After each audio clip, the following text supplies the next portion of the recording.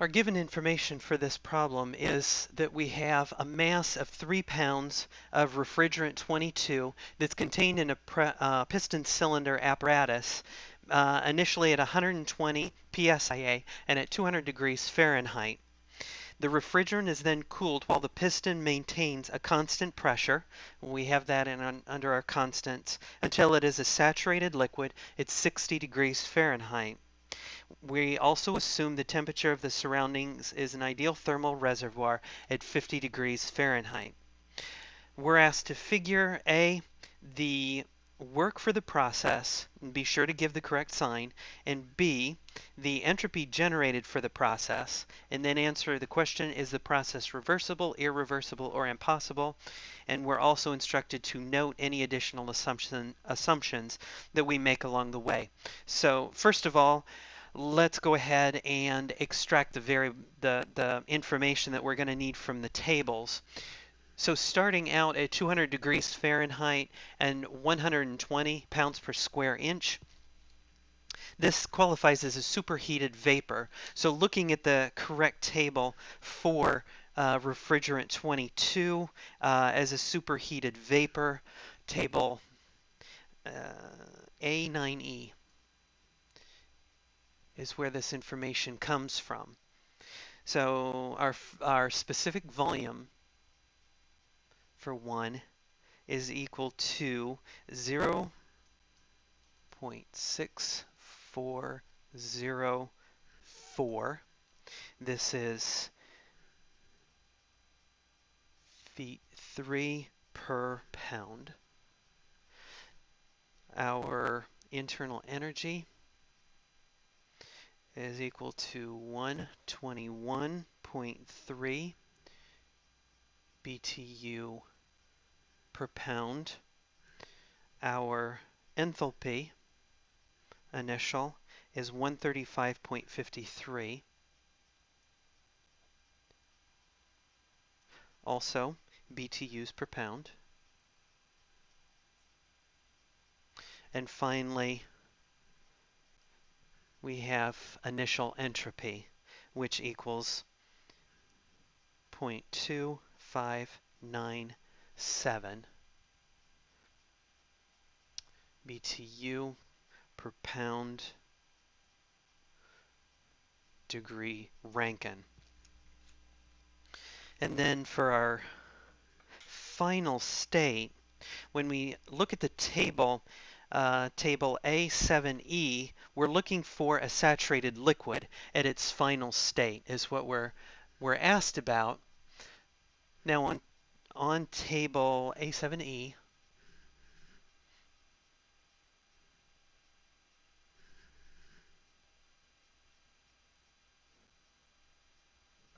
we have a difference here, because when we look at the temperature of 60 degrees, the index temperature, it's going to say the pressure is at 116.5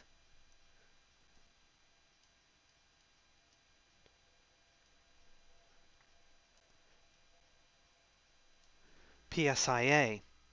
So we have a slight difference here. So right now we'll mark this as an assumption that this is going to be roughly equal to the 120 psia that we're looking for in this problem here. We'll address this a little bit more later. Let's just go ahead and get our information and get working on the problem.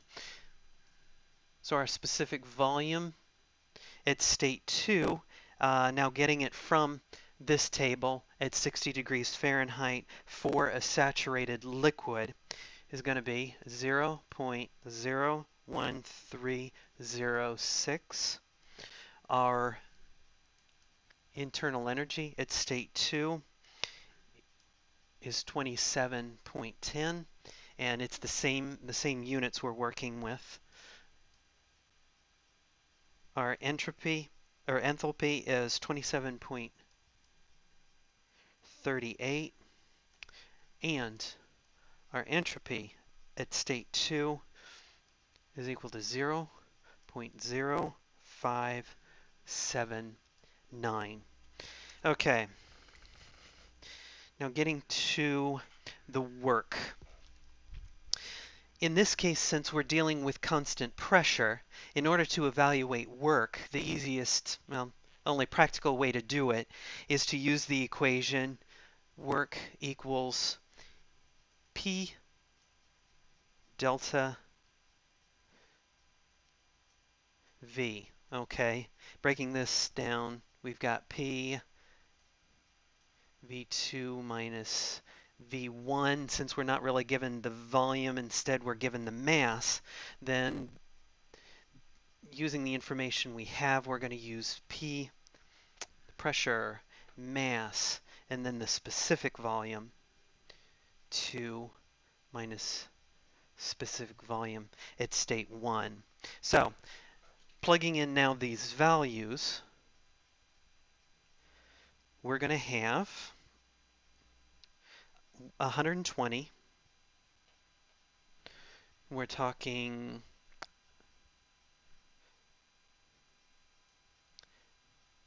pounds force over inches squared times 3 pound mass. Now is times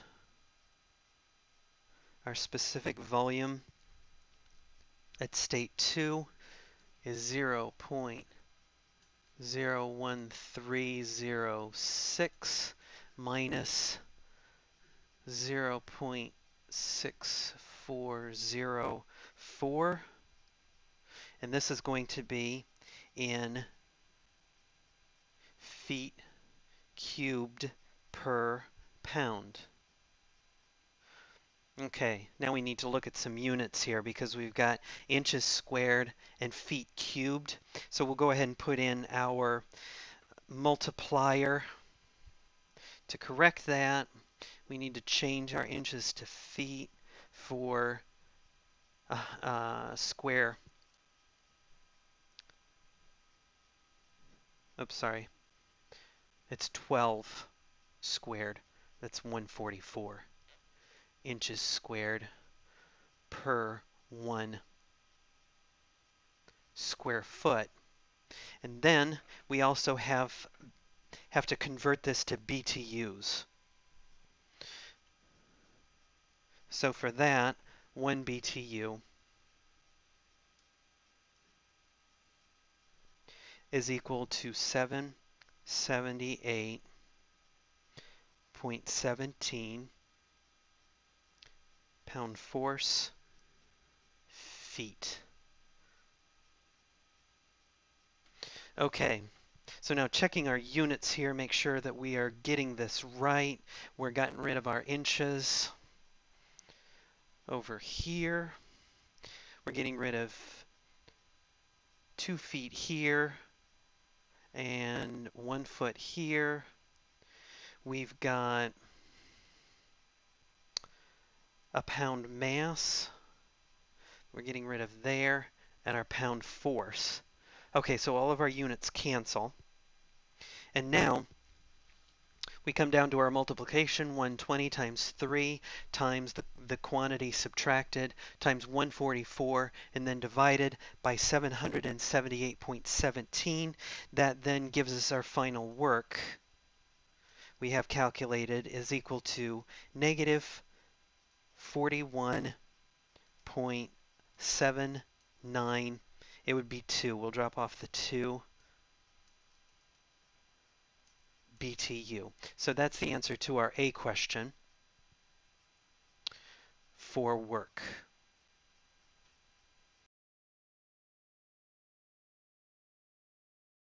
So the B part of the question is for the entropy generated for this process. Well, our entropy formula that we need to come up with for entropy generation is going to be delta S is equal to the integral from 1 to 2 of dq over temperature at boundary plus our sigma. Okay, so it's clear that we're going to need to calculate what the Q is.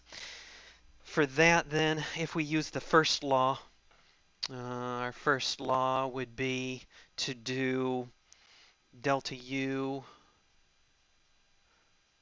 plus delta KE plus delta PE equals Q minus W. Well, with this, okay, we've already calculated what the W is. We'd have to calculate what the U is. And we're going to make the assumption that both of these are 0. We're not given any information for it. So we'll go ahead and put this over here as an assumption. Delta KE, delta PE are both equal to 0. So this is one way of doing it. We also have another option. If we just rearrange this rather than inputting the work, let's calculate Q directly, just in case I made a mistake on my work calculation. So reevaluating this equation, we would have Q is equal to W, or delta U, let's say delta U, plus W. Well, we know that the W is delta U plus P delta V. Well, basically, this is simply equal to what our delta H would be. I went to the trouble of copying that, so let's go ahead and use it. We've got then its mass, H1 minus H2. So pulling this information in, let's do our equation here. Q is equal to 3 pounds, and then our H1 is 135, H2, oops, we got this backwards here, H2 minus H1. So our mass H2, okay, that's looking better, 27.38 minus our H1, 135.53. Okay, and then the units on that we want to remember BTU per pound.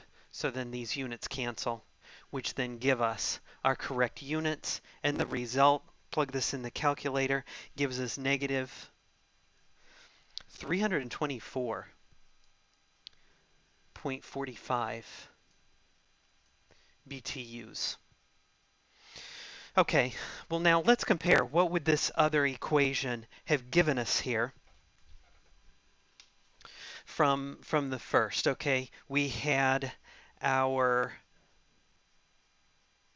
work here from before, and then we'll do the delta U. We'll copy this and compare. Q then is also equal to work plus M U2 minus U1, and that then is equal to our W from the previous was 41.792. I'll bring the 2 along this time. BTU plus 3 pounds, and then our U2, 27.1 minus 121.3. This then is our BTUs per pound.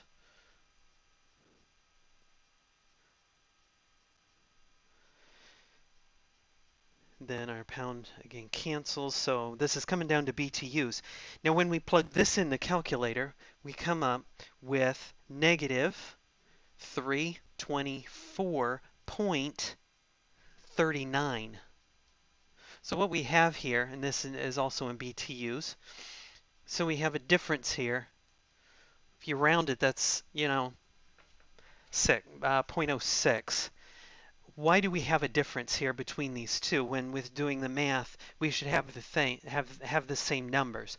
Well, remember, we made an assumption up here. We're not really dealing our numbers here aren't really for 120 pounds per square inch. These are evaluated at 116.5 pounds per square inch. So let's try correcting for this, and we'll go with the equation is set up for H. So we'll go ahead and use that one and reevaluate this now from section 310, 3.10 of the book, and this is equation 3.13. Now with this, we're given an equation. The enthalpy for TP is equal to, well, approximately equal to, we'll say, what we had used before, the HF at that temperature, plus, now we take into account the compression, the specific volume at that temperature, and then we're going to multiply that by the difference between our pressure minus the pressure that we used at saturation temperature. So when we plug the numbers in here, this now is giving us, and I have to give myself room now for the other multipliers as well, 27.38 BTUs per pound that we started with there, plus 0.01306 cubic feet per pound, times then the pressure that we're working with is 120, minus the saturation temperature, 116.37, and this is in pound force inches squared. Now remember, again, we've got the intricacies of units here. We've got inches squared versus feet. So we're going to need our 144 inches squared over feet squared. And then we need to convert this again to BTU, which is equivalent to 778.17 pounds force per times feet. Now when we calculate this, and yeah, our units cancel here, feet, feet, feet, pound force, inches squared,